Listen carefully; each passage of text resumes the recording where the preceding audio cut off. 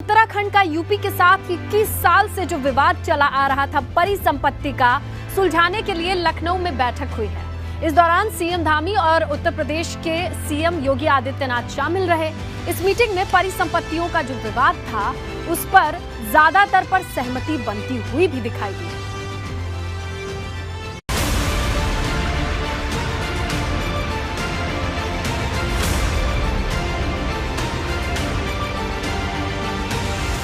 UP और उत्तराखंड के बीच लंबे समय से चल रहे परिसंपत्ति विवाद के निपटारे के लिए फिर से बीच का रास्ता निकालने की कोशिश की गई है। लखनऊ में हुए दोनों राज्यों के मुख्यमंत्रियों की बैठक में इसे लेकर अहम चर्चा हुई। कहा जा रहा है कि परिसंपत्तियों के विवाद को लेकर ज्यादातर मामलों पर सहमति बन गई है। मीटिंग में तय हुआ है कि यूपी को उसके काम की जमीन दे दी जाएगी, जिसमें 1700 आवास भी शामिल है। 15 दिनों के भीतर दोनों राज्यों के अफसर इसका सर्वे कर प्रॉपर्टी चिन्हित कर लेंगे। इसके साथ ही बनबसा और किच्छा बैराज का पुनर्निर्माण यूपी सरकार कराएगी। उत्तराखंड परिवहन निगम को यूपी सरकार 205 करोड़ रुपए का भुगतान करेगी। आवास विभाग की देनदारी दोनों राज्य मिलकर करेंगे। हरिद्वार का अलकनंदा होटल उत्तराखंड को हस्तांतरित कर दिया जाएगा। इसकी प्रक्रिया महीने भर के भीतर पूरी हो जाएगी। किच्छा बस स्टैंड उत्तराखंड की प्रॉपर्टी होगा। वन विभाग को 90 करोड़ का भुगतान यूपी सरकार करेगी। गंग नहर में स्पोर्ट्स एक्टिविटी को इजाजत दी गई है। जितने भी प्रकरण लंबित थे सारे मामले निस्तारित हो गए हैं और जो बचे हुए हैं कुछ मामले वो अगले 15 दिनों में उनमें दोनों राज्यों की सरकारें ज्वाइंट सर्वे करेंगी, दोनों के विभाग ज्वाइंट सर्वे करेंगे।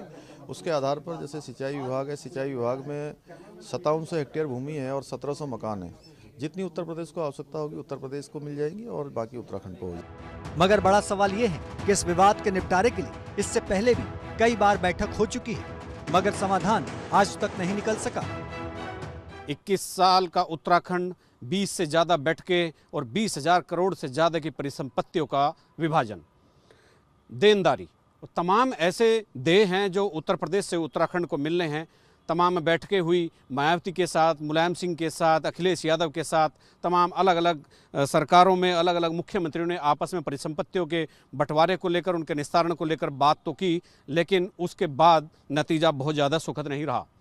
और इसकी खास वजह यह है कि मीटिंग करने के बाद और मीटिंग का एक चर्चा हो जाने के बाद उसकी पैरोकारी उत्तराखंड से हमेशा के लिए बहुत कम होती रही।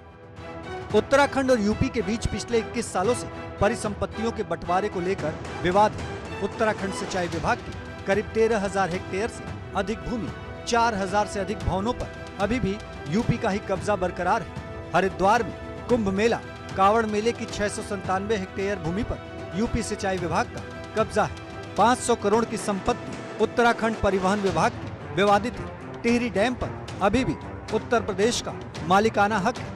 इससे यूपी 1000 करोड़ रुपए सालाना राजस्व ले रहा है, जबकि उत्तराखंड को टिहरी बांध से 12.5% रॉयल्टी मिलती है। उत्तराखंड की भाजपा सरकार को कसौटी पर खरा उतरना पड़ेगा। अगर ये परिसंपत्तियों का निस्तारण होकर शासनादेश जारी नहीं हुआ तो उत्तराखंड में भारतीय जनता पार्टी को कांग्रेस के हमलों का सामना करना पड़ेगा।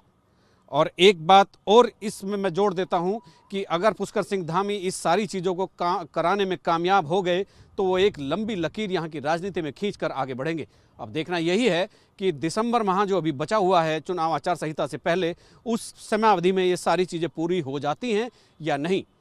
अपने सहयोगी कैमरामैन क्रिस्टोफर लॉरेंस के साथ एबीपी गंगा के लिए देहरादून से अजीत सिंह।